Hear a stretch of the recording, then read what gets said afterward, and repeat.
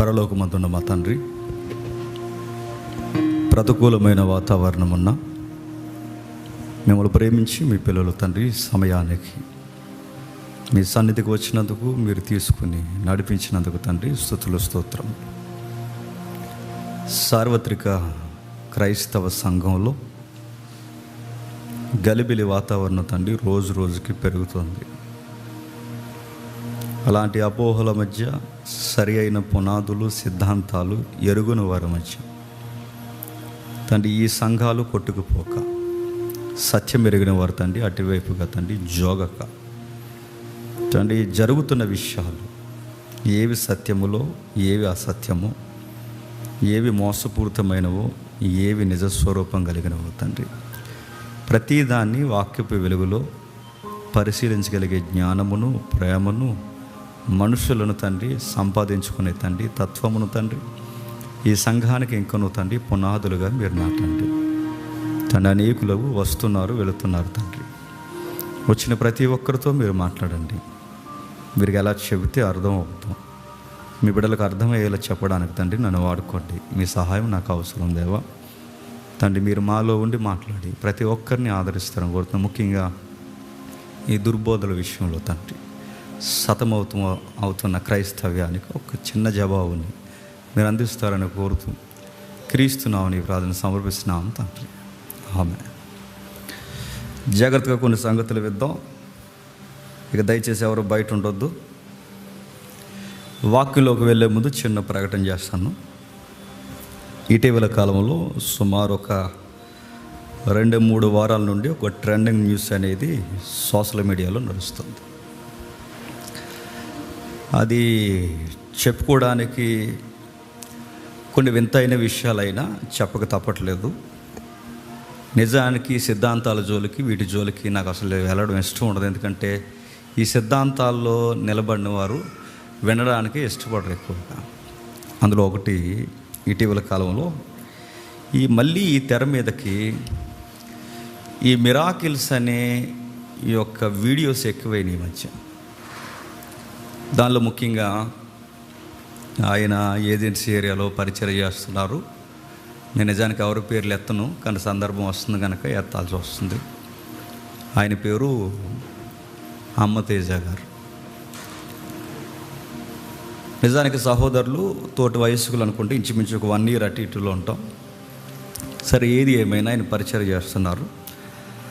ఆయన వీడియోస్ అనేవి సోషల్ మీడియాలో అప్లోడ్ చేస్తున్నారు, లైవ్ ఇస్తున్నారు. ఇటీవల కాలంలో ప్రతి టౌన్లో ఆయన ఈ స్వస్థత రివైవల్ మీట్స్ అనేవి స్టార్ట్ చేశారు. ఆయన చాలామంది సాక్ష్యాలు చెప్పడం, ఆ సాక్ష్యాలు ఈయన రికార్డ్ చేయడం, దయ్యాలు వదలగొట్టడం, ఇంకా కొన్ని విషయాలు ఆయన సోషల్ మీడియాలో అప్లోడ్ చేయడం, పేర్లు పెట్టి పిలవడం, ఇలాంటివన్నీ చేస్తున్నారు. దాన్ని కొందరు సహోదరులు ఖండించారు, చాలామంది ఖండించారు. ఆ ఖండించిన వారు నువ్వు చేస్తున్నది మోసం అన్నారు. ఆ మోసం అని అన్నప్పుడు అవతల నుంచి ఆయన ఏమన్నాడంటే, నా ప్రభు శక్తిని మీరు గ్రహించలేకపోతున్నారు, మీకు అర్థం కావట్లేదు, ప్రభు స్వరాన్ని మీరు వినలేకపోతున్నారని ఆయన ఆన్సర్ చేసి ఒక మాట వదిలేశాడు. ఆయన ఏమన్నాడంటే, నా మీద యాంటీ వీడియోస్ పెట్టి మీరు తీయండి అయ్యా అని అడిగితే ₹1,00,000 అడిగారు అని ఆయన ఒక మాట అన్నాడు. యువతల నుంచి సహోదరులు ఏమన్నారంటే, ఆ మాట ప్రూవ్ చేయి, నీ కాళ్ళ దగ్గరకు వచ్చి నీకు ఊడిగం చేసి లైఫ్ లాంగ్ నీకు బాడీ గార్డ్గా ఉండిపోయి నా పరిచర్యని ఇచ్చేస్తారని ఈయన సవాల్ చేశారు.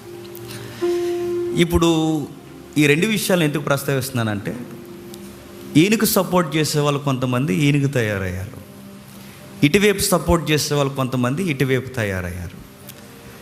కానీ సత్యం ఎరిగిన వారిగా గమనించండి, అటు ఇటు జాయిన్ అయ్యి మేమంటే మేమని మాట్లాడుతున్నారు. కానీ ఇది తప్పు అని డిక్లేర్ చేయడానికి ఏదో సిఐడిలాగా ఎంక్వైరీలు చేసి ఇది అని డిక్లేర్ చేస్తున్నారు. కానీ నేను విషయం అడుగుతున్నాను, ఒక మినిస్ట్రీ తప్ప రైట్ అని చెప్పడానికి దేంతో కొలవాలి చెప్పండి?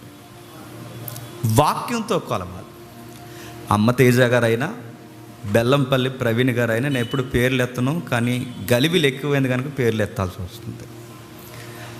ఇక ఎవరైనా ఇంకా ఆ నంద్యాల ప్రాంతంలో ఉన్నాడు, ఆయన కూడా నేను బాగా చెప్తాడు వాక్యం అనుకున్నాను, కానీ ఆయన వీడియోస్ కొన్ని బయటకు వచ్చారు, నాకు చాలా విచిత్రంగా అనిపించింది. ఆయన పేరు నాగల జాస్వా గారు. ఆయన ఎగురుతున్నాడు ఏటో మరి ఏం అర్థమవుతలేదు. ఇలాంటివి చాలా ఉన్నాయి. ఇలా ఒకరు కాదు, ఇద్దరు కాదు. అసలు ఈ తెలుగు రాష్ట్రాల్లో ఈరోజు కొత్తగా వచ్చింది ఏవి కదండి, ఎప్పుడో ఉంది. కెనిత్ హ్యాగన్ అనే ఆ దుర్బోధకులేసిన పునాదుల దగ్గర నుంచి ఉన్నాయి. మరి ఇవి తప్ప రైట్ అని ఎలా ప్రూవ్ చేయడు? మనం కూడా అమ్మ తేజ గారు తప్పు చెబుతున్నారని నోటి మాట అనేద్దామా? మోసం చేస్తున్నారు నోటి మాట అనేద్దామా? అలా అనేయడం సత్యానికి సరైన నిదర్శనం అంటారా? ఇది తప్ప రైట్ అని కొలవాలంటే దేంతో కొలవాలి? వాక్యంతో కొలవాలి. ఇప్పుడు అమ్మ తేజ గారు జిమ్మిక్కులు చేస్తున్నారా, మ్యాజిక్లు చేస్తున్నారా, ఏం చేస్తున్నారో చెప్పాలి అంటే దేంతో ఆయన్ని కార్నర్ చేయాలి? వాక్యముతో. ఈ గొడవల మధ్య నేను గమనించింది ఏంటి చెప్పనా? ఎవ్వరు వాక్యం మాట్లాడలేదండి. నువ్వు మా ఊరు రాయని ఆయన అంటున్నాడు, మా ఊరు రాయని ఈయన అంటున్నాడు. ఆయన ఎక్కడికి రాడు, ఈయన అక్కడికి వెళ్ళడు. మధ్యలో మన కంగారై కామెంట్లు పెట్టేస్తున్నాం మనం. మరి సబ్జెక్ట్ ఎవడు చెప్తాడు అడుగుతున్నాను. సబ్జెక్ట్ సంగతి ఏంటి? డిబేట్ చేస్తారా? చేయరు. జరుగుతాయా? జరగు. వీళ్ళు ఒకరొకరు కూర్చుని వాదోపవాదం చేస్తారు, ఏమీ జరగు. అందుకే వీళ్ళకి నేను ఆన్సర్ చెప్పాలనుకోవట్లేదు, కానీ మన వాళ్ళు కూడా ఇలాంటివి ఫాలో అవుతున్నారు కనుక అందరికీ మనం వినబడేలా చెప్పలేం. కానీ ఎందరో కొందరు మన ప్లాట్ఫామ్ మీద నుంచి మన వాయిస్ని దేవుడు చెప్తున్న మాటని వింటున్నారు కనుక ఆ గుంపులో మీరు కొట్టుకుపోకూడదని త్వరలోనే ఈ 2-3 వారాల్లోనే ప్రసాద్ అన్న, సురేష్ తమ్ముడు, మేము అందరం కలిసి ఆలోచించాం.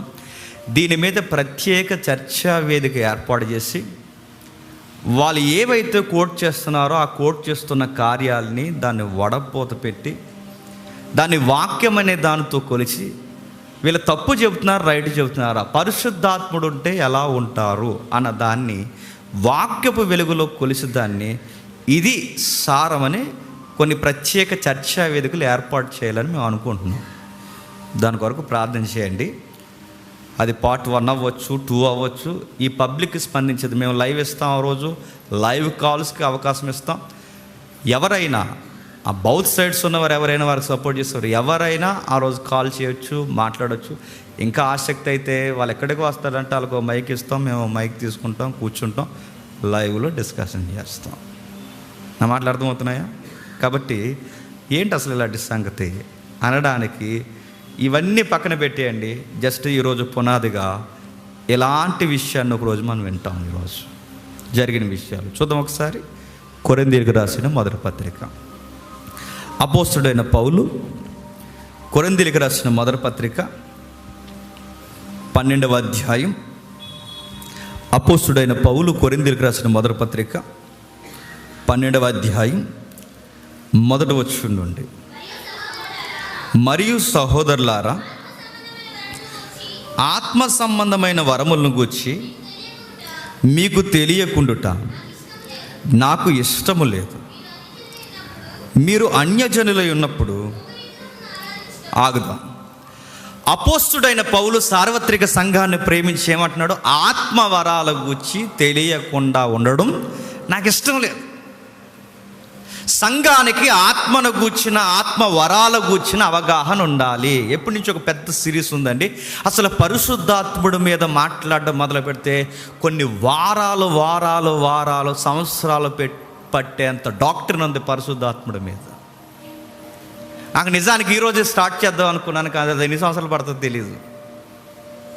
ఈలోపు మీరు మానేసినా మానేయచ్చు. ఎప్పుడు అదే ప్రతి వారం అదే చెప్తున్నాడేంటి అని. అందుకే దానికి సెపరేట్ తరగతులు పెడదాంలేండి ఏదో ఒక రోజు. సరే, పరిశుద్ధాత్ముడు గూర్చిన వరాలు, కృపావరాలు, గిఫ్ట్స్ అన్నారు. వీటిని గూర్చి తెలియకుండా నాకు ఇష్టం లేదు. టెక్స్ట్లోకి వెళ్ళిపోదాం. ఎవరితో చెప్తున్నాడు? అపోస్తలుడైన పౌలు కొరింథీ సంఘంతో చెప్తున్నాడు. ఏ విషయాన్ని చెప్తున్నాడు? ఇదిగో వీటిని గూర్చి తెలియకుండా నాకు ఇష్టం లేదు. ఎందుకు ఈ విషయాలు ఈయన ఒక క్రమానుగతంగా వీళ్ళకి రాస్తున్నాడు? ఎందుకు క్రమానుగతంగా రాస్తున్నాడంటే కొరింథీ సంఘంలో దారుణమైన వాతావరణపు పరిస్థితులు నెలకొన్నాయి. ఆ మాటలు అర్థమవుతున్నాయా? కొరింథీ సంఘంలో దారుణమైన పరిస్థితులు అంటే ఇదే కృపావరాల గురించి వాళ్ళ మధ్య గొడవలు స్టార్ట్ అయ్యాయి. ప్రవచనాలు చెప్పేవారినేమో బుద్ధివాక్యం బోధించేవారు ఎద్దేవా చేస్తున్నారు, వాక్యాలు చెప్పేవాళ్ళేమో ప్రవచనమే గొప్పదంటున్నారు. ఈ రెండింటినీ చూసి భాష గొప్పదంటున్నారు, భాషలు మాట్లాడే వాళ్ళే గొప్పవాళ్ళు అంటున్నారు. అంటే దేవుడిచ్చిన ఈ వరాలతో వాళ్ళు ఏమవుతున్నారు చెప్పండి, గొడవలు పెట్టుకుంటున్నారు. సేమ్ ఇప్పుడు ఎలా ఉందో వాతావరణం, మొదటి శతాబ్దంలో కొరింథీ సంఘంలో కూడా వాతావరణం అలా ఉంది. మీరు గొప్ప అంటే మీరు గొప్ప, మీరు గొప్ప అంటే మీరు గొప్ప, మీరేం గొప్ప మేమే గొప్ప అన్నారంట. ఎవరికి వాళ్ళే గొప్పలకు పోతున్నారు. వాక్యాలు వివరించే మేమే గొప్ప అంటున్నారు, లేదు ప్రవచనాలు చెప్పే మేమే గొప్ప అంటున్నారు. మీ ఇద్దరు కాదురా, అసలు భాషలు మాట్లాడరా వరం అంటే మాకు ఆ వరం ఉందిరా అంటున్నారట. ఇలా ఎవరికి వాళ్ళే గొడవలు పెట్టుకుంటున్నారు. ఇంకా అంతేనా, వావి వరసలు లేకుండా పోతుంటే అక్కడ గొడవలు అవుతున్నాయి కొరింథీ సంఘంలో. మీరు ఇంటికి వెళ్ళిన తర్వాత చదవండి, తల్లి వరస అయిన దాంతో పోయాడంట ఒకడు. అలాంటి గొడవలు కూడా ఉన్నాయి కొరింథీ సంఘంలో. కృపావరాల గురించి గొడవలు ఉన్నాయి, వావి వరుసలు లేవని గొడవలు ఉన్నాయి, అన్య ఆచారాలు పాటిస్తున్నారంటే విగ్రహాల జోలికి పోయి వాటి అర్పిస్తున్న అర్పణలు కూడా తింటున్నారన్న గొడవలు ఉన్నాయి.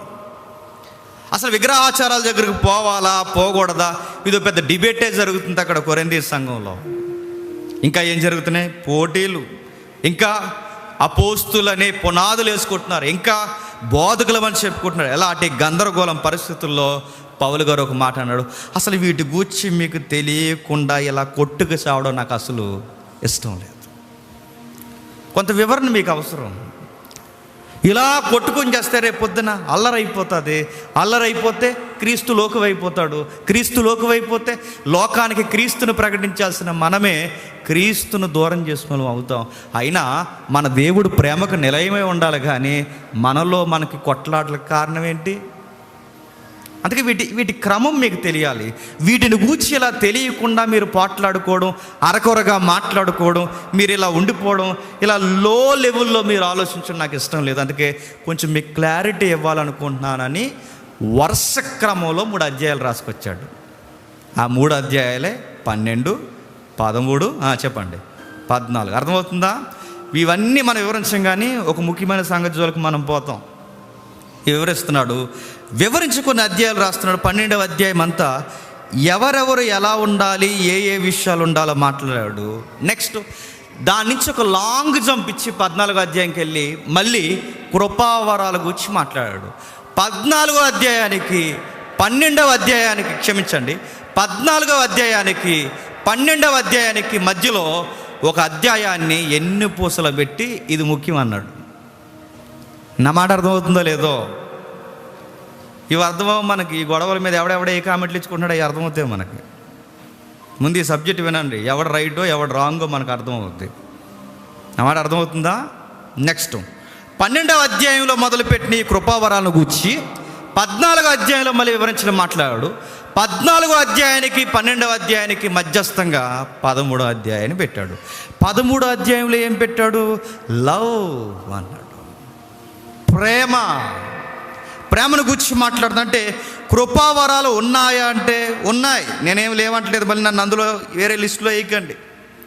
కృపావరాలు ఉన్నాయి, ఈ రోజుకి ఉన్నాయి, ప్రభు వచ్చేంత వరకు ఉంటాయి. కానీ ఇందులో కొన్ని వివరణలు ఉన్నాయి. ఆ వివరణలు ఇప్పుడు నేను చెప్పట్లేదు. కృపావరాలు ఉన్నాయి.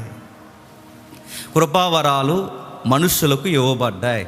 ఆ కృపావరాలు సంఘ క్షేమాభివృద్ధి కొరకే ఇవ్వబడ్డాయి. కృపావరాలు అనగానే మరి పేర్లు పెట్టి పిలుస్తున్నారు అదేనంటారంటే కంగారు అయిపోకండి, మొత్తం వినండి, అర్థమవుతుంది. కృపావరాలు ఉన్నాయి, కృపావరాలు ఉన్నాయి. కృపావరాలు ఎందుకు ఉన్నాయి? సంఘ క్షేమాభివృద్ధి కొరకు ఉన్నాయి, సంఘ అభివృద్ధి కొరకు ఉన్నాయి. నా సొంత డబ్బా కొరకు కృపావరము లేదు. నాకేదో ఒక వరం ఉందనుకోండి, నా బిల్డప్ కొరకు కృపావరం లేదు, నన్ను హెచ్చించుకోవడానికి కృపావరం లేదు, నన్ను కనుపరుచుకోవడానికి కృపావరం లేదు. నాకు ఈ వరం ఉందని నేను సాటింపేసుకుని ఫ్లెక్స్లు పెట్టుకుని సోషల్ మీడియాలో నేను గొప్ప అని చెప్పుకోవడానికి కృపావరం లేదు. నాకు ఈ వరం ఉంది మీకు లేదురా అని చెప్పడానికి కృపావరం లేదు. ఎవరికైనా కృపావరం ఎందుకు ఇవ్వబడిందంటే సంఘము అభివృద్ధి పొందాలి తప్ప సంఘము ఉన్న వరములను బట్టి ఏమవ్వకూడదు చెప్పండి, చేల్చబడకూడదు. చాలా జాగ్రత్తగా వినండి, ఇది సున్నితమైన విషయం. అంటే ఎలా సార్ మాకు అర్థం అవ్వట్లేదంటే ఒక ఎగ్జాంపుల్ ఇస్తాడు ఈ అధ్యాయంలో. ఆ ఎగ్జాంపుల్ ఏమిస్తాడంటే హ్యూమన్ బాడీ ఎలా అయితే ఉందో స్పిరిచువల్ గిఫ్ట్స్ కూడా అలాంటివే అని పోల్చి ఆ వ్యక్తులు కూడా అలాగే ఉన్నారు, సంఘం అలాగే ఉందా అన్నాడు. అంటే ఎట్లా సార్ అంటే ఇప్పుడు మన బాడీ ఉందనుకోండి, దీనికి ఏదో ప్రాబ్లం వస్తుంది. దీనికి ప్రాబ్లం వచ్చినప్పుడు ఇది లెగిసి డ్యాన్స్ అయ్యేది, ఇది ఓదారుస్తుంది. దీనికి ప్రాబ్లం వస్తే నా బాడీ అంతటికి జ్వరం వస్తుంది. ఇది తగ్గేంత వరకు, దీని నీరసం తగ్గేంత వరకు నా స్టమక్ లంకనం అంటుంది. లంకనం అంటే ఫాస్టింగ్ అంటే ఏంటని అడగండి. నీరసంలో జ్వరంలో నువ్వు అన్నం తినకరా అని చెప్పి నా స్టమక్ ఏం చేస్తుందంటే స్వీకరించడానికి ఇష్టపడదు. నా నాలుక ఏం చేస్తుంది అంటే చేదుగా మారిపోద్ది. నా రుచుకునుకులు ఏమంటాయి అంటే నువ్వు నోట్లో ఏం పెట్టకు అంటాయి. ఈ సిస్టమ్ అంతా ఎందుకు పాటిస్తుందంటే బాడీకి ఆ లక్షణాలు ఉంటాయి. బాడీలో దేనికన్నా ఏదన్నా జరిగిందో మిగిలినవన్నీ ఏదో ధర్నా చేసినట్టు అన్నీ అది తగ్గేంత వరకు దాని సీన్లోకి వెళ్ళిపోతుంటాయి. అంటే దానికి సపోర్టెడ్గా ఉంటాయి. ఇప్పుడు ఈ చెయ్యి ఇరిగిందనుకోండి, ఇప్పుడు ఈ చెయ్యి చేసే పనులన్నీ ఏ చెయ్యి చేస్తుంది? ఈ చెయ్యి చేస్తుంది. ఆడెవడు ఇరిగిపోతే నాకేట అందిది. లోపల కొన్ని అవయవాలు ఉంటాయి, గుండె ఉంది, ఊపిరితిత్తులు ఉన్నాయి, జీర్ణ వ్యవస్థ ఉంది, కాలేయం ఉంది, ఇంకా లోపల ఇంకా సున్నితమైన అవయవాలు ఉన్నాయి. అవన్నీ లోపల ఉండి ఒకరోజు ధర్నా చేసి ఎప్పుడు ఆ బయట ఉండే వాళ్ళే నాకు కనబడడం, ఆ చెయ్యే కనబడుతుంది ఏంటి, ఎప్పుడు మేం కొన కనబడతామని హార్ట్ బయటకు వచ్చేసింది అనుకోండి, ఏమవుద్దండి? ఎప్పుడు వాళ్ళే కనబడతారేంటి? ఎప్పుడు ఆ ముక్కు ముఖం చెవులు వాళ్ళేనా బయటికి కనబడేది? మేము కూడా కనబడాలనుకుంటున్నాం అనుకొని బయటకు వచ్చేస్తే బయట తీసిపోతారు మనల్ని, అంతే. శ్మశానం తీసి కప్పిడేస్తారు మనం. మీకు ఏమర్థం అవుతుంది? అవి లైఫ్ లాంగ్ లోపలే పనిచేస్తాయి, బయటికి కనబడడానికి ఎక్స్పోజ్ చేయడానికి లేవు. వాటి పని ఏంటో వాడికి తెలుసు, అవి లోపలే పనిచేస్తాయి. కొన్ని అవయవాలు బయట వాళ్ళు ఉన్నారు, లోపల మేమున్నాం అనుకో. సంఘము కూడా అంతే. కొంతమంది డయాస్ మీద కనబడే అవయవాల్లా ఉంటారు, కొంతమంది డయాస్ వెనక పనిచేస్తారు. డయాస్ అనుకున్న వాడికి ఏమర్థం అవ్వాలి? అరే ఎప్పుడు ఆ సురేష్, ఆ శ్రీకాంత్, ఆ జేమ్స్, ఈ పెద్దోళ్ళు ఏళ్ళు ఎక్కుతారేంట్రా, మేము ఎక్కుతామంటే డయాస్ పడిపోద్ది. మీ వర్కులు కొన్ని ఉంటాయి, ఎవరు చేసే పని వాళ్ళు చేయాలి, ఎవరి పని వాళ్ళే. గాయకుడు గాయకుడిగా ఉంటేనే బాగుంటుంది, ప్రసంగికుడు ప్రసంగికుడిగా ఉంటే బాగుంటుంది. నేను అన్నిటిలోకి దూరితే త్వరగా ఇంటికి వెళ్ళిపోతారు మీరు. సింగర్ నేనే, ప్రసంగికుడు నేనే, అన్నీ నేనే, నేను ఆల్రౌండర్నే అంత తగిలించుకున్నాను అనుకోండి, మీరేమంటారు?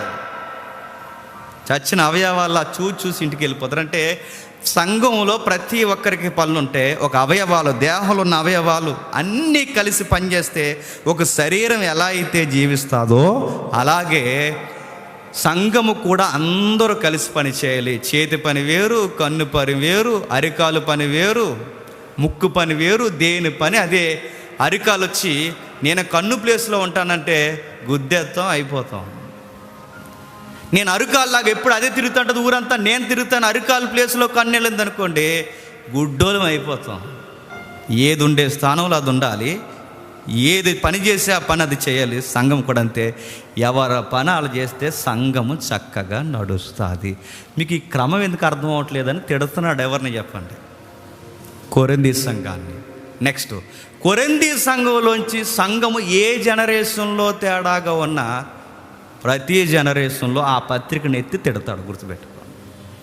ఏ మతంలో లేనిది క్రైస్తవ మార్గంలో ఉన్న గొప్ప సంగతి ఏంటో తెలుసా? సద్విమర్శ చేసుకోవడం. ఏ మతంలో ఉండదు, మీరు కావాలంటే చూడండి. మన క్రిస్టియానిటీలో ఉన్న డిగ్నిటీ ఏంటంటే మనల్ని మనమే విమర్శించుకుంటాం. ఎందుకంటే బయట వాడికి అవకాశం ఇవ్వకూడదు, మనల్ని మనమే విమర్శించుకోవాలి. ఆ విమర్శ సద్విమర్శ అయి ఉండాలి తప్ప ఎటకారాలకి, సవాళ్ళకి, మనుషులను రెచ్చగొట్టడం, మొక్కలు చేయడం, సంఘంలో పోట్లాడుకునే పరిస్థితి తీసుకెళ్తే దేవుడు ఒక మాట అన్నాడు బైబిల్లో, ఎవడైనను నా ఆలయమును పాడు చేసిన ఎడల నేను, చెప్పండి, వాడిని పాడు చేస్తాను. అంత సున్నితమైనది విషయం అది. కాబట్టి ఇలాంటి సున్నితమైన విషయాన్ని వివరిస్తున్నాడు. వివరిస్తూ 24వ వచనంలో ఏమంటున్నాడు చూడండి. 12వ అధ్యాయం 24వ వచనం నుండి కొంచెం వివరణ ఇస్తున్నాడు చూడండి. సుందరములైన మన అవయవాలకు ఎక్కువ సౌందర్యం అక్కర్లేదు, అయితే శరీరంలో వివాదము లేక అవయవాలు ఒకదానికొకటి వేకముగా దేవుడు తక్కువ దానికి ఎక్కువ ఘనత కలగజేసి శరీరమును అమర్చి ఉన్నాడుగా. నిజమేగా. కొన్ని అవయవాలు చూసారా, ఇవెందుకండి అనుకుంటాం, అది చాలా చిన్నగా ఉంటుంది. లివర్ ఉందండి, దానికి ఏదన్నా అయ్యిందనుకోండి మొత్తం సగబెడతారు. మా లివర్ డిస్టర్బెన్స్ అయ్యిందో ఏ అవయవాన్నైనా కొంచెం బాగు చేయొచ్చు, ఏ అవయవాన్నైనా కొంచెం ఏదోలాగా మార్చి అమర్చవచ్చు. కానీ సున్నితమైన అవయవాలు ఉన్నాయి, చిన్నవి ఉన్నాయి. చాలా కాలం వరకు ఏమనుకునేవారు తెలుసా, కోడిని కోసినప్పుడు లోపల ఉంటుంది మాస్ లాంగ్వేజ్ ఉంది దానికి. కోడిని కోసినప్పుడు మాంసం అంతా చేదుగా అవ్వకూడదని చేదు కొట్టు అనేవారు. చేపకుండేది, కోళ్ళకుంటే ప్రతిదానికి ఉంటుంది, మనకు కూడా ఉంటుంది. అదే లివరు. దాంతో కొన్ని చాలా కాలం వరకు ఇంకా కొంచెం ఉన్నాయి దానికి అటాచ్ అయ్యి, వీటితో పెద్ద పనే ఉంది అని అనుకునేవారు చాలా కాలం వరకు మెడికల్. కానీ మొన్న అర్థమైంది అసలు ఈ చిన్నదే చాలా విషయాల్ని చక్కబెడుతుంది అని. దేవుడట చిన్నగా ఉన్నదానికి ఎక్కువ ఘనత ఇచ్చాడు. ఇది చిన్న మినిస్ట్రీ, అది పెద్ద మినిస్ట్రీ, నీది చిన్న వరం, నాది పెద్ద వరం అని ఇలాంటి బిల్డప్లో పోకండి. చిన్న వాళ్ళకు కూడా పెద్ద పనినే దేవుడు ఇచ్చాడు. నేను పెద్ద స్థితిలో ఉన్నాను కనుక నువ్వు చిన్నోడు అనకూడదు, నువ్వు చిన్న స్థితిలో ఉండి నీకన్నా చిన్నోడు అనకూడదు, ఎవరిని అనకూడదు. మనం అందరం కలిస్తేనే క్రీస్తుకి అవయవాలు. మన లక్ష్యం వల్ల ఒకటే, యేసు ప్రభు దగ్గరికి అందరు నడిపించాలి. కానీ ఈ నడిపిస్తున్న ఈ తరుణంలో కొన్ని తప్పుడు విధానాలు, తప్పుడు సిద్ధాంతాలు ఎక్కువై తప్పుడు విధానాల్లో యేసు ప్రభుని ఎక్స్పోజ్ చేస్తే మళ్ళీ మనల్ని మనమే ఏం చేసుకుంటాం చెప్పండి, సద్విమర్శ చేసుకుంటాం. ఇప్పుడు నేనున్నానండి, జ్వరం వచ్చేసింది. నాకు జ్వరం వచ్చినప్పుడు నాకు ఇంజెక్షన్ కావాలి. ఇప్పుడు ఈ బాడీ అంతా కలిసి ఇంజెక్షన్ సపోర్ట్ చేయడానికి ఎవరిని ముందుకు దోసేస్తుంది చెప్పండి? దోసేస్తే పిరుదుని దోసేద్ది చెప్పండి, లేకపోతే షోల్డర్ని దోసేస్తుంది. మొత్తం మీద ఇప్పుడు బాడీలో ఎక్కడైనా పడిపోయిందంటే ఈ బాడీ అంతా తిప్పి ఎక్కడ పెడుతుంది చెప్పండి? ఈ షోల్డర్కి పొజిషన్ ఇస్తుంది. అంటే హార్ట్కి ఎలా జరుగుతుందని కాదు, ఎఫెక్ట్ ఎవరో ఒకరు మొయ్యాలి. అది ఎందుకు మొయ్యాలో తెలుసా? సంఘం ఆరోగ్యంగా ఉండాలి అంటే కొన్నిసార్లు మొట్టికాయలు చెప్పండి తప్పవు. అందుకే ఆరోగ్యకరంగా ఆలోచిద్దాం. ఈ సంఘంలో కొన్ని విషయాలు నడుస్తూ పోలుస్తూ కిందకి అంటున్నాడు చూడండి. అటువలే మీరు క్రీస్తు యొక్క శరీరమై ఉండి వేరు అవయవాలై ఉన్నారు. మరియు దేవుడు సంఘములో మొదట కొందరిని అపోస్తులుగాను, పిమ్మట కొందరిని ప్రవక్తలుగాను, పిమ్మట కొందరిని బోధకులుగాను, అటు పిమ్మట కొందరిని అద్భుతాలు చేయువారుగాను, తరువాత కొందరిని స్వస్థపరచు కృపావరములుగాను, కొందరిని పరిచారము చేయువారుగాను, కొందరిని ప్రభుత్వము చేయువారుగాను, కొందరిని నానా భాషలు, ఎక్కడ వస్తుంది గొడవ, నానా భాషలు మాట్లాడేవారుగాను నియమించెను. అందరూ అపోస్తుల, అందరూ ప్రవక్తల, అందరూ బోధకుల, అందరూ అద్భుతములు చేయవారా, అందరూ స్వస్థపరచు కృపావరములు గలవారా, అందరూ భాషలు మాట్లాడుచున్నారా, అందరూ ఆ భాషలకు అర్థము చెప్పుచున్నారా? ఏంటట అంటే దాని అర్థం ఏంటి? అందరూ ఒకే పని చేయకూడదు. మీరు ఏదైనా ఒక సంఘాన్ని చూడండి, ఆ సంఘానికి ఒకే ఒక ప్యాటర్న్ ఉంటుంది. మీరు కావాలంటే చూడండి, ఈ సంఘం ఏంటండి, ఈ సంఘం ఎప్పుడు ప్రవచనాలు చెబుతూ ఉంటుంది. ఒక సంఘంలో అన్ని రకాల వ్యక్తులు ఉండాలి. కానీ కొన్ని సంఘాలు చూడండి, ఇక వాళ్ళ ప్రవచనం, కొంతమంది స్వస్థతలు, కొంతమంది వాక్యం, కొంతమంది అద్భుతాలు. ఇక ఆ సంఘంలో ఎవరిని కదుపుతున్నా అద్భుతాలు అంతే. ఇది ఎలా ఉందో తెలుసా? దేహం అంతా కాలు అయితే చూడడానికి ఎంత ఆక్వర్డ్గా ఉంటుందండి. దేహం అంతా కాలు అవుద్దా? దేహం అంతా కన్ను అయితే ఒకసారి ఊహించుకోండి. దేహమే కన్ను అయితే సంఘం అంతా ఒక్కలా ఉండరు. సంఘంలో ఒక్కొక్క పోర్స్ ఉంటుంది, సంఘానికి ఒక్కొక్క భాగం ఉంటుంది. సంఘం ఒక్కొక్కరు ఒక్కొక్కలా పనిచేయాలి. ఇదిగో అందరు అపోస్తులు కాదు, అందరూ బోధకులు కాదు, అందరూ స్వస్థతలు చేయరు, అందరూ కాదు. సార్వత్రిక సంఘానికి వర్తిస్తే అని కాదు, సార్వత్రిక సంఘానికి ఉన్నాయి భాగాలు. నెక్స్ట్ స్థానిక సంఘంలో కూడా ఇన్ని రకాల మనుషులు ఉండాలి, ఒకే యాక్టివిటీ కాదు. కొంతమంది ఉంటారు ఆరాధన ఆరాధన ఆరాధన ఆరాధన ఆరాధన ఆరాధన ఆరాధన, ఇంకా ఆరాధన ఇంక వాక్యం ఉండదు వాళ్ళకి. ఆరాధన ఆరాధన విచిత్రం ఏంటి చెప్తున్నా? ఆరాధన ఆరాధన అంటారు, ఆరాధన ఏంటో చెప్పరు. ఆరాధన ఆరాధన ఆరాధన అంటే ఆరాధన అని అనడమే ఆరాధన వాళ్ళకి.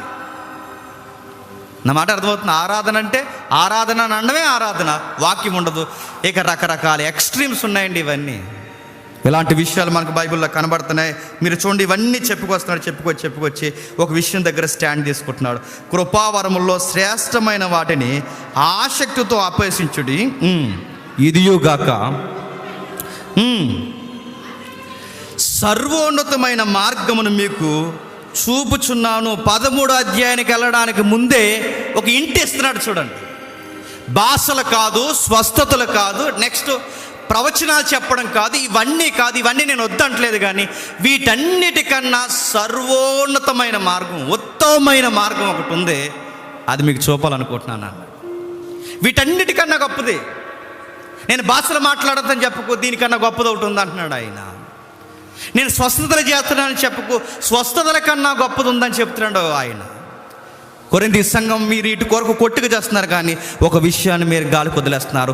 ఆ విషయాన్ని మీరు చూడాలి. ఒక ఉత్తమమైన విషయం ఉంది, దాని గురించి మీకు పరిచయం చేస్తున్నాను, దయచేసి దాన్ని జూమ్ చేసి చూడండి అంటున్నాడు. ఏంటి దాని విషయం అంటే, ఆ విషయమై 13వ అధ్యాయంలో ఎత్తుతున్నాడు. ఏంటది? ఉత్తమమైనది, సర్వోన్నతమైనది, ఉత్తమమైనది ఏంటంటే చెప్తున్నాడు చూడండి. 13వ అధ్యాయం మొదటి వచనం, మనుషుల భాషలతోనూ దేవదూతల భాషలతోనూ నేను మాట్లాడినను ప్రేమ లేనివాడినైతే మ్రోగడు కొంచెం ఆగుదాం. ఇక్కడ రెండు విడదీశాడు చూడండి.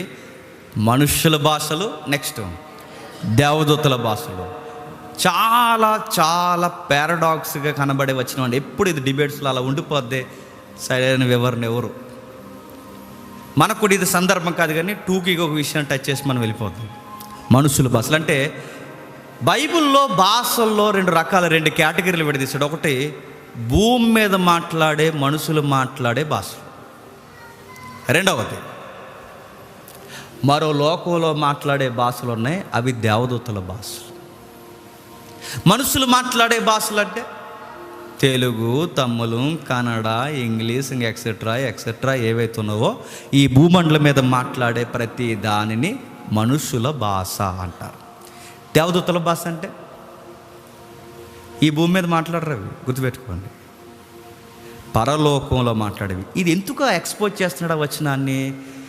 భూమి మీద అన్ని భాషలు నేను మాట్లాడేసిన అంటే నిజానికి మాట్లాడతాడా అని అడుగుతున్నాను. ఒక మనిషి భూమి మీద ఉన్న అన్ని భాషలు మాట్లాడేయగలడా? మరి ఎందుకు అలా చెప్తున్నాడు? మనుషుల భాషలు అన్నీ నేను మాట్లాడేసినంటే అందరు పౌలు గారు సుమారు పౌలు గారే 4 భాషలు మాట్లాడేవాడు, సుమారు 4 అంచనాగా. ఆయనకి హెబ్రూ వచ్చు, రోమన్స్ మాట్లాడవచ్చు, గ్రీక్ వచ్చు, ఇంకా సామాన్యమైన భాష అరబిక్ ఆయనకు వచ్చు. ఇలా కొన్ని భాషలు ఆయనకు వచ్చు. ఆ తోరాలో ఉన్న కొన్ని మూల పదాలు ఆయనకు తెలుసు, ఆ కల్దీల భాష ఆయనకు తెలుసు, కొన్ని భాషలు మాట్లాడదు. పౌలు గారు కూడా ఈ విశ్వంలో లేదా ఈ భూమి మీద ఉన్న అన్ని భాషలు మాట్లాడగలడా? అన్నీ అంటే అందరూ సంపూర్ణంగా భూమి మీద ఉన్న అన్ని భాషలు మాట్లాడలేరు. ఇది మీకు అర్థమైతే, భూమి మీద ఉన్న అన్ని భాషలు ఎవరైతే అలా మాట్లాడలేరో, అలాగే ఆకాశమందున్న భాషలు కూడా ఎవరైతే ఎందుకు చెప్తున్నాడు ఈ విషయాన్ని? బాగా వినాలి. ఎందుకు ఈ విషయం చెప్తున్నాడు? అసాధ్యమైనవి సుసాధ్యము అంటే నిజానికి మాట్లాడలేరు. భూమి మీద అన్ని భాషలు అక్కడ మాట్లాడలేడు, కానీ ఇన్ని భాషలు నేను మాట్లాడేసిన, ఇంకా గొప్ప సంగతి, అసలు పరలోక సంబంధమైన భాషలన్నీ నేను మాట్లాడేసిన. ప్రేమ లేనోడినైతే చెప్పండి, వ్యర్థునంటే లవ్ అనే ఒక విషయాన్ని హైలైట్ చేయడానికి ఆయన వాడుతున్న పదజాలాలు ఏంటి చెప్పండి. భూమి మీద అన్ని భాషలు మాట్లాడినా లవ్ లేకపోతే వేస్ట్. నెక్స్ట్, పరలోకంలో ఉన్న దేవదూతల భాషలు అన్ని, దేవదూత భాష అంతా నేను మాట్లాడేసిన ప్రేమ లేకపోతే వ్యర్థము. మరలా అంటే ఈ భూమి మీద భాషలైనా, పరలోకంలో భాషలైనా, దృశ్యలోకపు భాషలైనా, అదృశ్యలోకపు భాష అయినా, ఈ రెండు భాషలు నేను కలిపి మాట్లాడేసిన ప్రేమ లేకపోతే వ్యర్థం. అంటే ప్రేమ లేకపోతే వేస్ట్ అన్న విషయాన్ని చెప్పడానికి అసాధ్యమైన కార్యాలు ముందు పెట్టి, ఈ అసాధ్యాన్ని నువ్వు సుసాధ్యము చేసినా నువ్వు దేవునికి ఏమి నచ్చావు. నువ్వు దేవునికి ఎప్పుడు నచ్చుతావంటే నిన్ను వలె నీ పొరుగు వారిని ప్రేమించినప్పుడు నచ్చుతావు. ఇప్పుడు చెప్పండి, కృపావరాలు మనుషుల్ని ఒకరిని ఒకరు దగ్గర చేయాలి తప్ప కృపావరం అనేది ఏం చేయకూడదు చెప్పండి, గొడవలు పెట్టకూడదు. ఇప్పుడు ఉన్న వరాలు ఉన్నాయని చెప్పుకుని వీళ్ళు ఏం చేస్తున్నారండి, గొడవలు పెట్టుకుని. అసలు వరం ఉందంటారా, స్థిరం పోయిందంటారా? నిజంగా కృపావరాలు ఉంటే ఏం చేయాలి? గొడవలు పెట్టుకో. మీరు ఎందుకు గొడవలు పెట్టుకుంటున్నారు? గొడవలు పెట్టుకుంటున్నారని దాని అర్థం ఏంటో తెలుసా? అసలు వీళ్ళకి నిజంగానే కృపావరం ఉందన్న డౌట్, క్వశ్చన్ రేజ్ అవుతుంది. మీరు చూడండి, నిజమైన కృపావరము ప్రేమను పంచుతుంది. నిజమైన కృపావరము మనిషిని దగ్గర నుంచి తీసుకుంటుంది. మాట్లాడుతూ వివరణ ఇస్తున్నాడు, మనుషుల భాష, దేవదూతల భాష. మీరు అనుకోవచ్చు, అదిగో భాషలు ఉందిగా, దేవదూతల భాష అన్నారుగా. దేవదూతల భాష అంటే అదేగా వాళ్ళు మాట్లాడుతున్నారు బయట, అదేగా అన్నారు. ఏది 2-3 మాట్లాడతారు, 2-3 అంతే. ఎక్కువ వర్డ్స్ ఎవరు మాట్లాడినా 2-3 మాట్లాడతారు. శబ, రాబా, ఇంకోటి ఏదో ఉందిలేండి, నాకు రాదు. ఈ 2-3 మాట్లాడుతున్నాను, అడుగుతున్నాను శబ, రబ అని అడుగుతున్నాను. ఇదే దేవదూతల భాష అని ఇక్కడ ఉందా? మరి క్వశ్చన్ అడుగుతున్నాను, ఒకవేళ నాకు చూపించండి, నాకు తెలియకపోతే నేను నేర్చుకుంటాను. ఎక్కడైనా దేవదూతలు భూమి మీదకి వచ్చినప్పుడు దేవదూతలే మనుషుల భాషలో మాట్లాడే కానీ దేవదూత వచ్చి దేవదూత భాషలో మాట్లాడిందా? మీరు ఎక్కడైనా ఒక దానియేలు కాలం పక్కన పెట్టండి.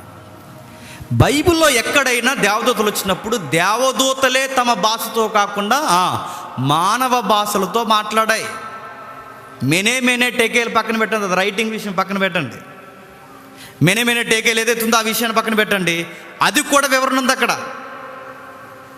ఎక్కడైనా దేవదూతలు మనుషులతో మాట్లాడుతున్నప్పుడు అర్థమయ్యేలా మాట్లాడు. మెజారిటీ 99% మనుషులకు అర్థమయ్యేలా దేవదూతలే మనుషుల భాషలు మాట్లాడితే, మనుషులైన మీరు దేవదూతల భాషలు ఎందుకు మాట్లాడుతున్నారు? ఈ భాష దేవదూతల భాషను ఎందుకు చెప్పుకుంటున్నారు?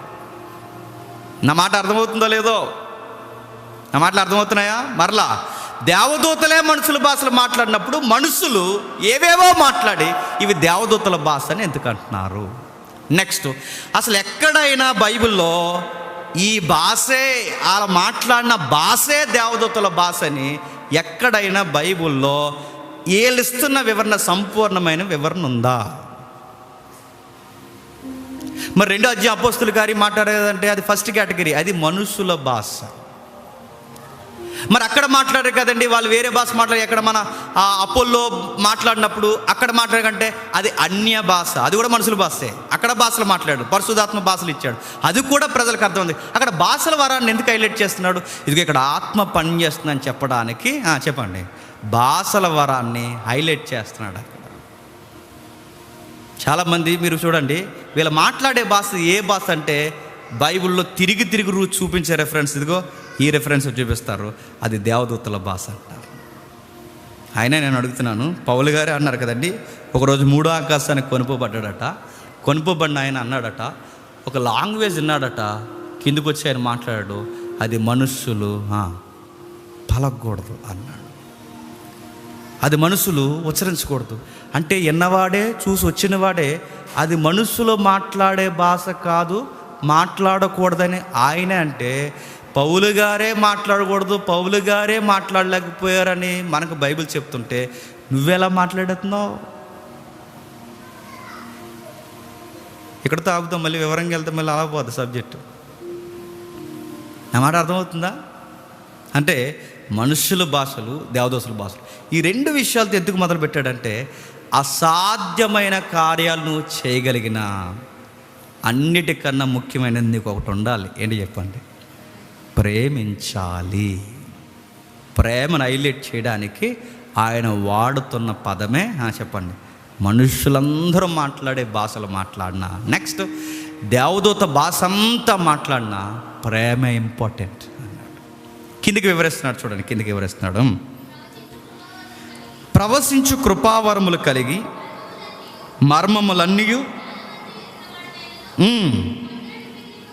అదే వచనంలో ప్రేమ లేడివాడినైతే మ్రోగెడు కంచును గడగడలాడు తాళమున యుందును. ఇప్పుడు బాగా వినండి, నేను ఏదో భాష మాట్లాడేసాను, ఇప్పుడు మాట్లాడేసాను అనుకోండి, మాట్లాడేస్తాను ఇప్పుడు ఏదో ఒకటి భాష మాట్లాడేసిన తర్వాత ఎవరో నా దగ్గరకు వస్తారు, ప్రేయర్ రిక్వెస్ట్కో దేనికో, లేదా రోడ్డు మీద ఎవరో పడిపోయి ఉంటారు, ఏదో ఒక విషయం జరుగుతుంది.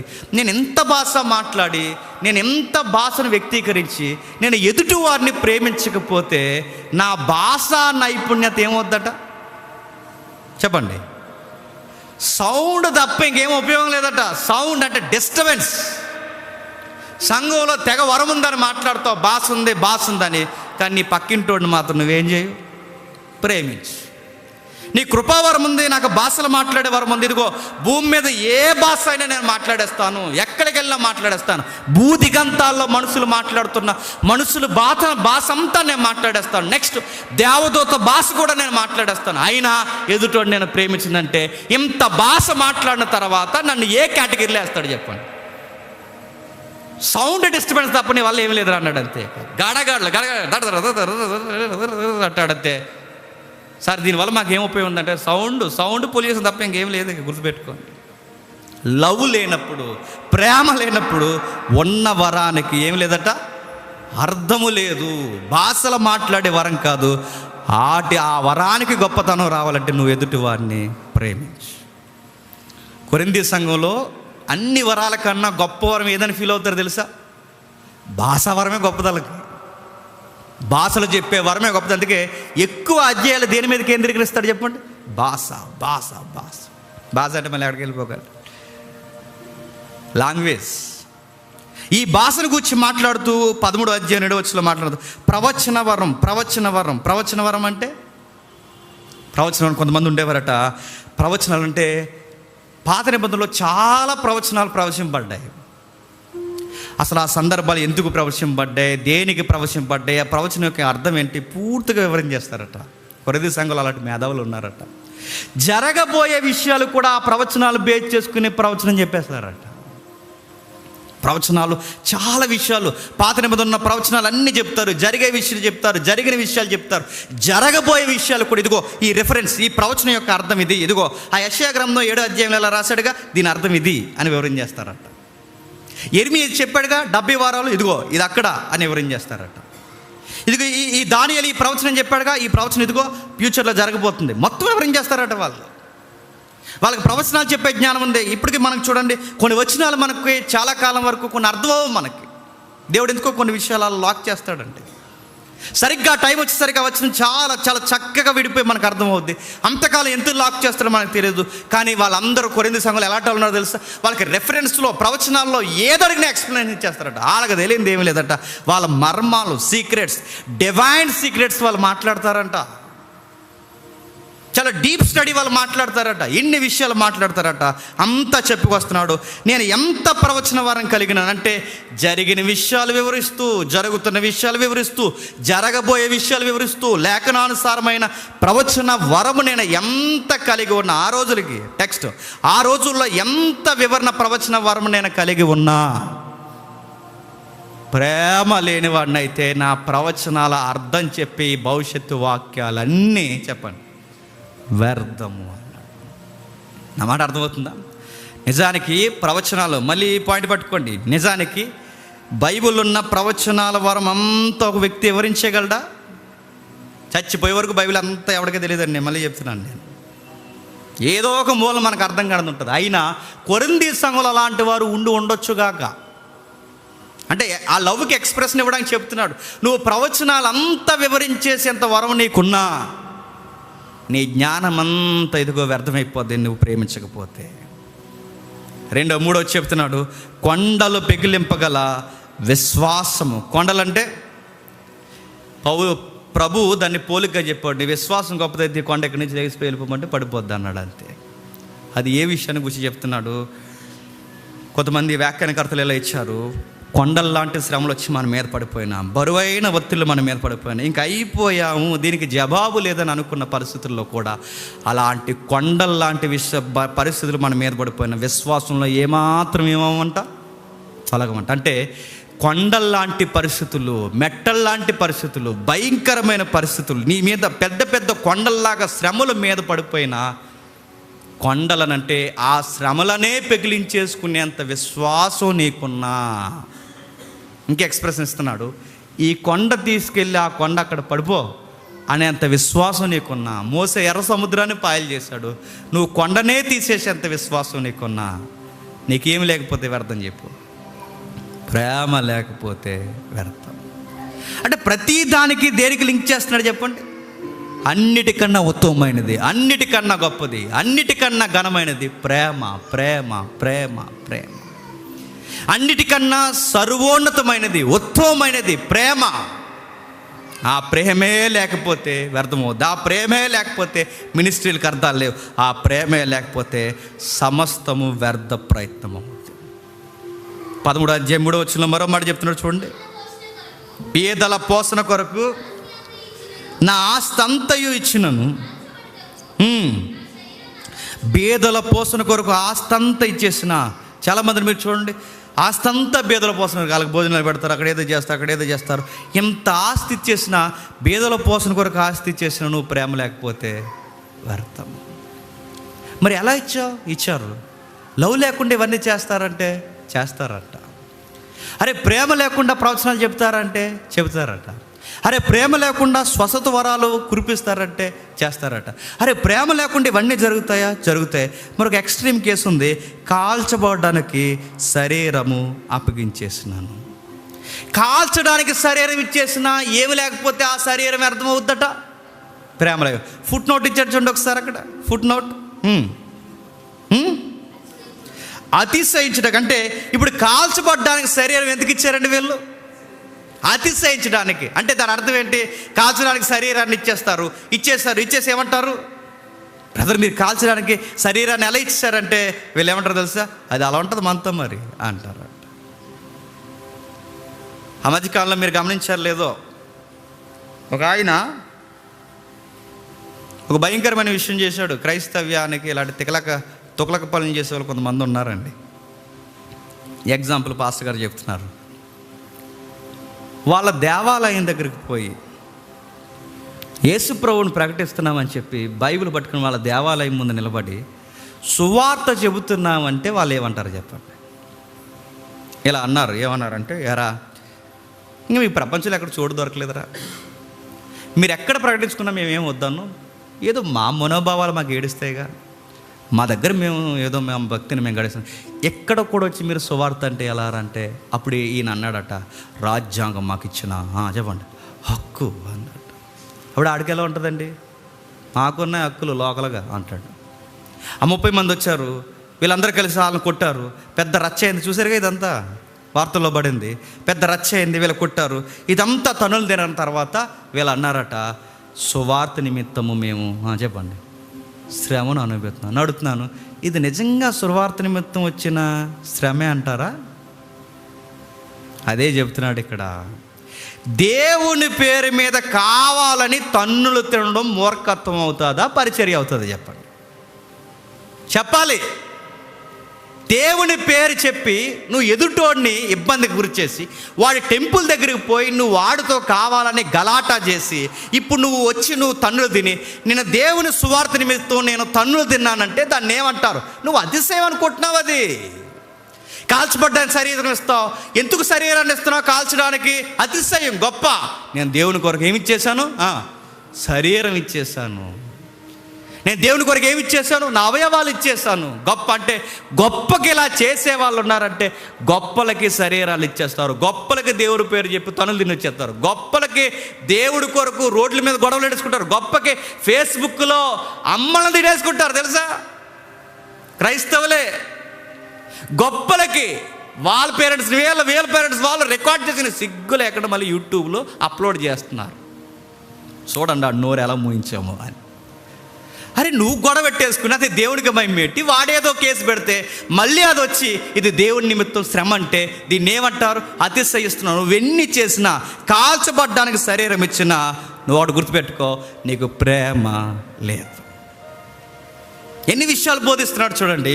ఒకటి ఏంటంట, నాకు భాషల వరం ఉన్నా, ప్రవచన వరం ఉన్నా, నెక్స్ట్ పేదలకి ఆస్తి అంతా ఇచ్చేసిన, నెక్స్ట్ ఇంకా చెబుతున్నాడు పేదల పోషణ వరకు సమస్త ఆస్తినే కాదు శరీరాన్ని కాల్చబడ్డానికి ఇచ్చిన, ఇన్ని నేను చేసిన ప్రేమ లేని వాడినైతే వ్యర్థుడను.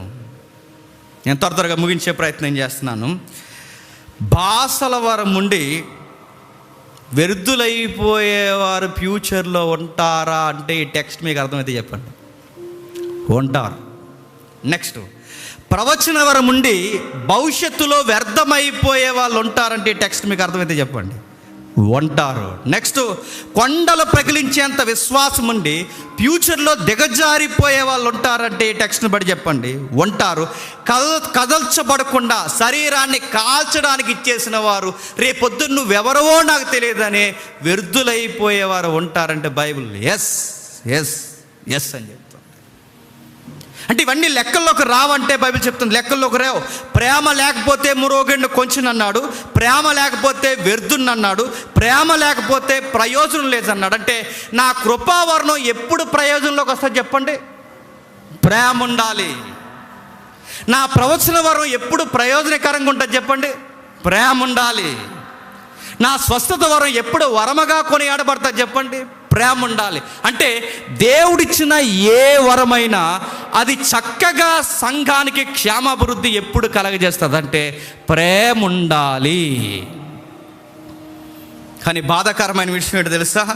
మన దృష్టి ఎప్పుడు మన ఈ వరాన్ని బట్టి అలా హైలైట్ అవ్వాలనుకుంటామే కానీ మన దృష్టి ఎప్పుడు దేని మీద ఉండదు తెలుసా? ప్రేమను ఎలా డెవలప్ చేసుకోవాలన్న విషయంలో ఉండదు. మీరు గుర్తుపెట్టుకోండి. అక్కడ ఒక విషయాన్ని రాశాడు చూడండి. ఒక విషయాన్ని 14వ అధ్యాయం మొదటి వచనం చూడండి. 14వ అధ్యాయం మొదటి వచనం, ఆత్మ సంబంధమైన వరములను ఆసక్తితో అపేక్షించుడి. ఏమని రాస్తున్నాడు? 12వ అధ్యాయం చదువుతారండి, 14వ అధ్యాయం చదువుతారండి. చాలామంది కృపావరాలు పట్టుకున్న వాళ్ళు ఏ అధ్యాయం చదవరు చెప్పండి? ఎందుకు? ఆటికన్నా గొప్పదన్నాడు ఏది చెప్పండి? లవ్. అందుకు చదవరు. అది అవి ఇవి కాదు సార్, మీరు ప్రేమ లేకుండా ఇవన్నీ ఏంటి సార్ అంటే వ్యర్థుడా అంటారు మనం. కానీ ఇక్కడ బైబిల్ ఏమని చెప్తుందో చూడండి. ప్రేమ కలిగి ఉంటుటకు ప్రయాసపడి ఫుట్ నోట్ ఇచ్చాడు, వెంటాడుడి. ఏం చేయాలట? వెంటాడుడి. ప్రేమ కలుగుటకు వెంటాడు. మీరు ఎప్పుడైనా గమనించండి, ప్రేమించడానికి కూడా ఏం పడాలంట? నాకు విచిత్రంగా ఉంటుందండి వాక్యం. ప్రేమించడానికి ఏం చేయాలట? ప్రయాసపడాలట. ప్రేమించడానికి ప్రయాస ఏంటి? అది చాలా కష్టం అయ్యా. ప్రేమించడానికి ప్రయాసపడాలా? చాలా ప్రయాసపడాలి. ఎవడ అడిగాడట, ఇలా అన్నారట, సార్ ప్రేమించాలంటే ఏం చేయాలి సార్ అంటే, ప్రేమించాలంతే, ఇంకేం చేసేది ఏం లేదు. ఇంకా ప్రేమించడానికి ఏం చేయాలి? దానికి మెథడ్స్ ట్రిక్స్ ఏమి లేవు. ప్రేమించడానికి ఏం చేయాలి? ప్రేమించాలి. ఎలా ప్రేమించాలి? ప్రయాసపడాలి, నేర్చుకోవాలి, ఎంటాడాలి. ఎంటాడడం అంటే నీ పాప, నీకు ఇష్టమైన పిల్లగాడు పరుగు నెడుతుంటే వాడు వెనకాల ఎలా అయితే పరిగెట్టుకుని నన్ను అక్కుడు చేసుకుంటావో లవ్ వెనకాల కూడా పరిగెట్టాలి. నాకు నచ్చదు, వాడితో మాట్లాడని అనిపించదు. నాకు సురేష్ నచ్చుతాడు, శ్రీకాంత్ గారు నాకు నచ్చడు. నాకు సురేష్తో మాట్లాడాలనిపిస్తుంది కానీ శ్రీకాంత్ గారితో మాట్లాడాలనిపిస్తుంది. కానీ బైబిల్ ఏమంటే చెప్పిన ముందే శ్రీకాంత్తో మాట్లాడాలంటుంది. సరే నాకు నచ్చడు సార్ అంటే ప్రయాసపడు, ఎలాగోలా లవ్ చేసి శ్రీకాంత్ వెళ్ళు. నాకు నచ్చదు, ప్రాక్టీస్. శ్రీకాంత్ గారిని కూడా నేను ఎలా ఇష్టపడాలి? నా మాటలు అర్థమవుతున్నాయా? అంటే నీకు నచ్చిన వాళ్ళని ప్రేమిస్తున్నా. చాలామంది అంటారండి, నాకు మనసు రావట్లేదండి. మనసు రాకపోతే తెచ్చుకో, ప్రేమించు. నాకు ప్రవచనం వస్తుందంటే అవదరయ్యా, ముందు మనసు తెచ్చుకో, ప్రేమించు. అవతల నుంచి ఆయన అంటున్నాడు, నువ్వెవడరా నన్ను అడగడానికి అన్నాడు. యువతల నుంచి అన్నాడు, నువ్వెవడవరా నన్ను క్వశ్చన్ చేయడానికి అన్నాడు. ఎంత లవ్వో ఇద్దరికే. ముందు మీ ఇద్దరు నిలబెట్టి ఏమంటారు తెలుసా? మీ ఇద్దరు చెప్పండి, ఒకరినొకరు ప్రేమించుకుంటారు. అప్పుడు చెప్పండి మీరు బయటకు వచ్చి బోధ ప్రేమించుకోండి అంటాడు. ఆడు ఎదురుగా కూర్చుంటాడు, నిజంగా కూర్చోబెట్టాలండి, ఎదురు కూర్చుంటారు, ఇద్దరు ఎదురుగా కూర్చుంటారు, ఒకరి మొహం చూసుకోరు, గోడలు చూస్తారు, సీలింగ్ చూస్తారు, కళ్ళల్లో కళ్ళెడి చూడు, ఐ లవ్ యూ చెప్పు, క్షమాపణ చెప్పు. సార్ నా వల్ల అవ్వట్లేదు, నాకు మనసు రావట్లేదు అంటే దేవుడు అంటాడు, వ్యర్థుడా నువ్వెవరో నాకు తెలియదు. సార్ నేను ప్రసంగం దంచి కొడతాను సార్ అంటే, ఎవడు కావాలి నీ బోడి ప్రసంగం, ముందాన్ని ప్రేమించు. సార్ అలా కాదు సార్ నేను మిరాకిల్ చేశాను, నేను నేమ్స్ కూడా పిలిచేస్తున్నాను సార్ అంటే, ఎవరికి కావాలి నీ నేమ్స్? లవ్ చేయి, ముందు ప్రేమించు. నువ్వు ప్రేమ లేకుండా నువ్వు ఎంత పెద్ద మినిస్ట్రీ చేసినా నీ మినిస్ట్రీ అంత ఒక రోజు ఏమవుతుంది చెప్పు, వ్యర్థం అవుతుంది. నిజంగా మనకు కొంతమంది నచ్చరండి, నాకు కూడా కొంతమంది నచ్చరు, కానీ తప్పదు. కానీ బైబిల్ చెబుతుంది వాళ్ళని ఎప్పటికైనా చచ్చిపోయే లోపు మనం ఏదోలా వాళ్ళతో సమాధాన పడాలి. ఏం చేయాలి చెప్పండి? ప్రేమించాలి. ఎందుకంటే రేపు పొద్దున ఈడు పరలోకానికి వస్తే ఈడు ఎక్కడున్నాడు, ఈడు ఉన్నావు అంటావా? అక్కడ లేకపోతే ఇంక నరకమే, గుర్తెట్టుకో. నువ్వు ఎక్కడే కలిసి ఉండలేనప్పుడు రేపొద్దున మీ ఇద్దరు ఒకే ప్రభుని నమ్ముతున్నారు, మీ ఎక్కడే కలిసి ఉండలేకపోతున్నారు. రేపొద్దున మీ ఇద్దరు యేసు ప్రభుని ఒకే ప్రభుని నమ్ముతున్నారు, మీ ఇద్దరు కలిసి అక్కడ ఆరాధించగలరు. మీ ఇద్దరు కలిసి ముందు ప్రేమకు పెద్దపీట వేయండి, ముందు ప్రేమించడం నేర్చుకోండి. అందుకే చాలామందిని మీరు గమనించండి, అన్నిటినీ ప్రాక్టీస్ చేస్తారు కానీ ఏది ప్రాక్టీస్ చేయరు చెప్పండి. మన దేవుళ్ళు ఎదుగుతూనే ఉన్నాను గుర్తండి చెప్పనా. కొన్ని రోజులకి మనకి ఎనిమిస్ తగ్గిపోవాలి, కొన్ని రోజులకి చనిపోయే సమయానికి మనల్ని ఇష్టపడేంత మనుషులు మనం సంపాదించుకోవాలి. ఇది సర్వోన్నతమైన మార్గం, గుర్తుపెట్టుకోండి. వరముల కన్నా, ఆస్తుల కన్నా, స్వస్థతల కన్నా, ప్రవచనాల కన్నా, బుద్ధివాక్యాలు వివరించే జ్ఞానం కన్నా మనుషులను సంపాదించుకునే ప్రేమే గొప్పది, గుర్తుపెట్టుకోండి. అన్నీ ప్రాక్టీస్ చేస్తామండి, ఏంటో మరి ఈ లవ్ని ప్రాక్టీస్ చేయండి. మీరు కొంతమందిని గమనించండి, వచ్చే వారం నేను పాట పాడతాను చూడు ఎలాగుంటుందో, చర్చ్ అంతే ఇంక మామూలు టెన్షన్లో ఉండదు అని ప్రాక్టీస్ చేసి వచ్చి పాడేశారు. ఇక్కడ బాగా పాడారు బ్రదర్, సూపర్ బ్రదర్, అసలు మీకు గమకాలు ఎలా వచ్చినాయి బ్రదర్ అంటే, అలా వచ్చినాయి, 1 year ప్రాక్టీస్ ఇక్కడ అనాలి. అరే నువ్వు సాంగ్కి ప్రాక్టీస్ చేస్తావు, లవ్కి ప్రాక్టీస్ చేస్తున్నావా? ఇక్కడ మైక్ ఎప్పుడు దొరుకుతుందా అని చూసి మైక్ దొరికినప్పుడు చాలామంది ఫీలింగ్ ఇక్కడ చెప్పిన, నాకే కనుక ఒక్కరోజు మైక్ ఇస్తే నా ప్రసంగంతో సంఘాన్ని దంచి కొడతాను అన్నాడట. దేవుడు అన్నాడు, రే అన్నాడు, ముందు లవ్ చేయి అన్నాడు. ఆ లవ్ చేయను ప్రభా, నేను చాలా ప్రాక్టీస్ చేశాను, చాలా వచనాలు నేను రాసుకుని వచ్చాను, ఇంకా ప్రసంగం ఎరగొడేద్దాం ఈ వారం అనుకుంటున్నానంటే, ఎరగకూడదు కానీ ముందు లవ్ చేయి. నువ్వు లవ్ లేకుండా నీ పొరుగు వాడిని ప్రేమించకుండా నువ్వు ఎన్ని ప్రవచనాలు చెప్పినా, ప్రసంగాలు చెప్పినా వ్యర్థం, గుర్తుపెట్టుకో. నువ్వు ప్రేమించకుండా నువ్వు ఎన్ని స్వస్థతలు చేసినా వ్యర్థం, గుర్తుపెట్టుకో. నీకు అనుకూలమైన వారిని ప్రేమించడమే కాదు, నేను ద్వేషించే వారిని, దూషించే వారిని కూడా నువ్వు దీవించి ఏం చేయాలి చెప్పు, ప్రేమించాలి. ఇది లేనప్పుడు వ్యర్థ ప్రయత్నం, ఎన్ని ప్రాక్టీస్లు చేసినా వ్యర్థ ప్రయత్నం. నేను ముగించేస్తున్నాను. ఒకరోజు ఇదే కొలతలో ఒక సంఘాన్ని కొలిచాడు. మీకు తెలుసు, ఆ ప్రకటన గ్రంథంలో ఉన్న ఎఫెసీ సంఘాన్ని కొలిచాడు. ఏమని కొలిచాడు ఒకసారి చూడండి. ప్రకటన గ్రంథం 2వ అధ్యాయం, ప్రకటన గ్రంథం 2వ అధ్యాయం 2వ వచనం చూడండి. నీ క్రియలను, నీ కష్టమును, నీ సహనము నేను ఎరుగుతుని, నీవు దుష్టులను సహింపవరియు అపోస్తులు కాకయే తాము అపోస్తులను చెప్పుకొని వారిని పరీక్షించి వారి అబద్ధికులని నువ్వు కనుగొంటివి. వాడికి బస్సులు ఏమైనా చేస్తున్నా, నువ్వు కనిపెట్టేసావు అని ఉంది. ఈ సంఘానికి ఎన్ని బ్రైట్ క్వాలిటీస్ ఉన్నాయో చూడండి. ఏది దుర్బోధో, ఏది సత్యబోధో ఆ సంఘం పట్టేసుకుంటుందట. ఎవరు అపోస్తుల్లో, ఎవరు అపోస్తులు కాదో పట్టుకుంటుందట. ఎవరు మోసపరిచేవారో, ఎవరు అబద్ధికులో, ఎవరు సత్యం చెప్పేవారో అన్నీ సంఘం పట్టుకుంటుందట.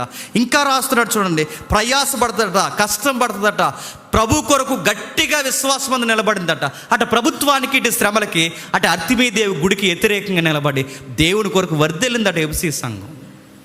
ఒక్కడి కాదు, 2 కాదు, నికోలాయితులతో ఫైట్ చేసింది, దుర్బోధకులతో ఫైట్ చేసింది, దొంగ పోస్తులతో ఫైట్ చేసింది, శ్రమలకు ఎదురు నిలబడింది, అన్నీ చేసింది ఈ సంఘం. కానీ బైబిల్లో దేవుడు ఇలా అన్నాడు, నీకు అన్నీ ఉన్నాయి కానీ ఈ మధ్య ప్రేమను వదిలేస్తావు అన్నాడు. మీరు కావాలంటే మీరు బయటికి వెళ్ళి చూడండి, వాళ్ళకి వాక్య జ్ఞానం చాలా ఉంటుంది, కానీ వ్యక్తులను ప్రేమించడంలో మాత్రం విఫలమైపోయి ఉంటారు. మీరు చూడండి, వాళ్ళకి ప్రవచనాలు చెప్పే వరం చాలా ఉంటుంది, కానీ వాళ్ళకు అనుకూలమైన వ్యక్తులనే తప్ప వ్యతిరేకతలను ప్రేమించడంలో చాలా విఫలమైపోయి ఉంటారు. మీరు చూడండి, కావాలంటే మనం ఎప్పుడైతే ప్రేమించడం మొదలు పెట్టామో శత్రువులు కూడా ఒకరోజు మన దగ్గరకు వచ్చి ఏం చెప్తారో తెలుసా? ఆ రోజు నేను అనవసరంగా అన్నాను బ్రదర్, నన్ను క్షమించని క్షమాపణ అడుగుతారు. గుర్తుపెట్టుకోండి. బైబిల్లో సంఘాన్ని ఇలా పాయింట్అవుట్ చేస్తున్నాడు, మరలా ఎత్తుతున్నాడు, మరలా మాట్లాడుతున్నాడు, ఇంకా మాట్లాడుతున్నాడు. ఒక విషయం చెప్తున్నాడు. ఆయన దృష్టికి ఈ సంగతులు మాట్లాడుతూ ఆ సంఘాన్ని ఇలా అంటున్నాడు, నీ మీద ఒకటి తప్పు మోపవలసి ఉన్నది. ఏంటి ఆ తప్పు? ఏంటి?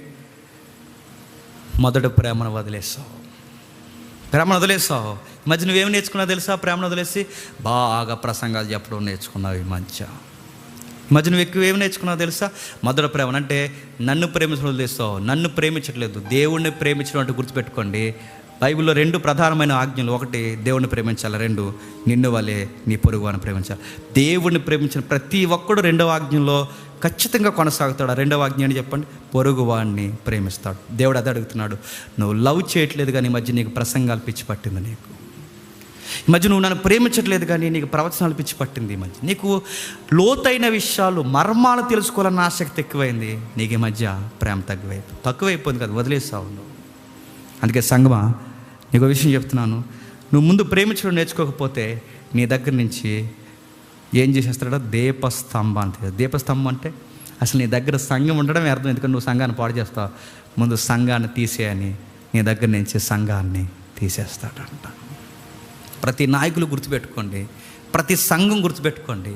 మనం ప్రేమ లేకుండా ఎంత పెద్ద కార్యాలు చేసినా ఒకరోజు మన దగ్గర ఏమి లేకుండా తీసేస్తాడు. చెప్పండి, సంఘం లేకుండా తీసేస్తాడు. గుర్తుపెట్టుకో. నేను ఎప్పుడు సోషల్ మీడియాలో గొడవలు పెట్టుకుంటానంటే, గొడవలు పెట్టుకుని నీకెందుకు రా సంఘం? గొడవలు పెట్టుకోపోయి. నేను ఎప్పుడు ఆడు తప్పు ఈడు తప్పు అంటానంటే, నీకెందుకు? తప్పులు పట్టుకుంటూ తిరుగు, బయటకు పోయి. నీకెందుకు సంఘం? నీకేం తెలియదు, నా వరం గొప్పది, నేను ఎలా పిలుస్తాను, నువ్వు పిలవగలవా? నీకు తెలియదు, నీ కళ్ళు కనబట్టలేదు, నువ్వు దేవుని యొక్క కార్యాలు నువ్వు చూడలేదని నువ్వు ఎదుటి వాళ్ళని నీ వరం చేత ఎద్దేవి చేస్తున్నావు. సంఘానికి నీ వల్ల ప్రయోజనం లేనప్పుడు ఎందుకు నీ దగ్గర ఎందుకు సంఘం? నీకున్న వరం వలన సంఘం క్షేమాభివృద్ధి రావట్లేదు, నీ వరం వలన సంఘానికి గొడవలు జరుగుతున్నాయి. నీకెందుకు వరం? తీసేస్తాడట. జడ్జిమెంట్ డే నాడు ఒకరోజు యేసుప్రభు వస్తాడండి. నేడో రేపు యేసుప్రభు వస్తాడు. మీరు చూడండి, నేను ముగించేస్తున్నాను. నేడో రేపు వస్తాడు. ఆయన వచ్చినప్పుడు మనుషులను విడదీసేస్తాడట. మేకలు గాను గొర్రెలు గాను విడదీస్తాడట. గొర్రెలను ఒకవైపు పెడతాడు, మేకలు ఒకవైపు పెడతాడు. కుడివైపు ఉన్న గొర్రెలు, ఎడమవైపు ఉన్న మేకలు. ఆ రోజు డిఫెన్స్ జరుగుతుందట. వాళ్ళు అడుగుతారట, వచ్చి నిలబడతారు. ప్రభువా అంటారట. ఎవరు మీరు అని అడుగుతాడంట. ఆ రోజు వాళ్ళు కొన్ని విషయాలు తెర మీద తీసుకొస్తారు. ప్రభువా, అదే ఆ రోజు నీ నామం, నీ పేరు మీద మేము ప్రవచనాలు చెప్పాంగా, మేమే అదే అక్కడ ఆ రోజు పేర్లు పెట్టి పిలిచాం కదా ప్రభువా, మేమే అంటే ప్రభు అంటాడట. ఎవరు నువ్వు అని అడుగుతాడట. ప్రభు ఆ రోజు దయ్యాలు ఎలగొట్టాంగా, భూతాలు ఎలగొట్టాంగా, మేం ప్రభువా, నీ నామాన్నే దయ్యాలు ఎలగొట్టామంటే ప్రభు అంటాడట. ఎవరు మీరు? నీ నామాన్ని అద్భుతాలు చేశాం ప్రభు, మిరాకిల్ సెంటర్ అని పెట్టాం ప్రభువా నీ పేరు మీదే. ఎవరు మీరు? మరి ఎవరు గుర్తుంటారు ప్రభు కంటే? ఈ ప్రవచనాలు చెప్పేవాళ్ళు వీళ్ళు ఎవ్వరు గుర్తుంటారు లేదు, కానీ ప్రభుకి ఎవరు గుర్తుంటారో తెలుసా? ఆ రోజు అన్నం పెట్టారు, మీరు గుర్తున్నారు. ఆ రోజు దాహానికి నీళ్ళు ఇచ్చారు, మీరు గుర్తున్నారు. ఎదుటోడు బాధపడితే ముందు బాధను మీరు వేసుకున్నారు, మీరు గుర్తున్నారు.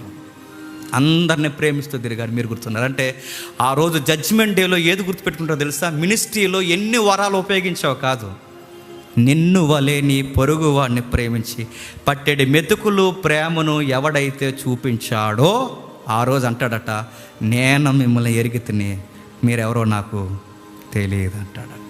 ఇప్పుడు చెప్పండి, వరాల గొప్ప అంటావా? అందరిని ప్రేమించి యేసు ప్రభుకి దగ్గర చేయడం గొప్పదంటారా? చెప్పండి. దగ్గర చేద్దాం.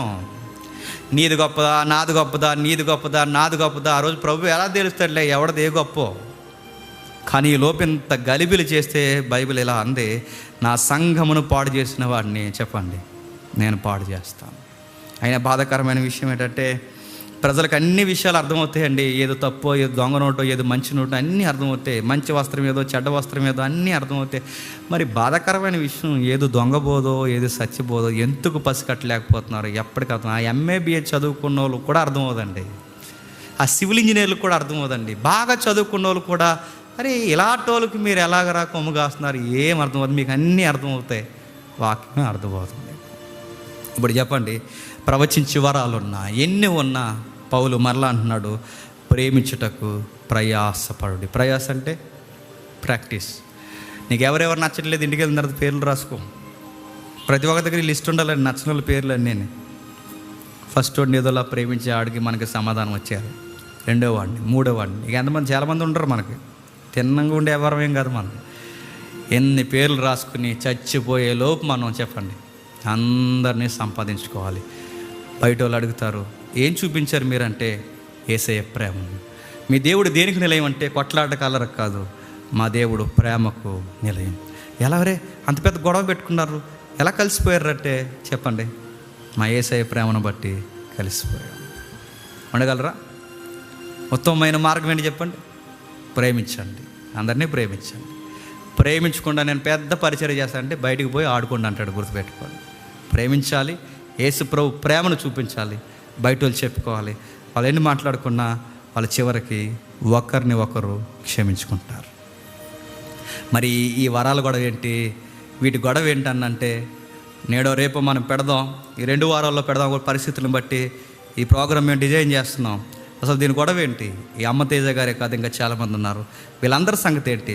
వీళ్ళకి నిజంగా పరిశుద్ధాత్మ ఉన్నాడా, లేకపోతే వీళ్ళ ప్రజల్ని మోసం చేస్తున్నారా? త్వరలోనే చర్చ వేదిక జరుగుద్ది. ఆ వేదిక మీద మనం మాట్లాడతాం. వీలైతే దానికి ఆసక్తి ఉన్న వాళ్ళందరూ ఆ లైవ్ టెలికాస్ట్లకు మేము తీసుకుంటాం. ప్రార్థన చేస్తుందాం. లేచి నిలబడగల వారు లేచి నిలబడండి, మోకాలు వేయగలిగిన వారు మోకాలు వేయండి. ప్రభురాత్రి సంస్కరణలో ఏకీభవించండి.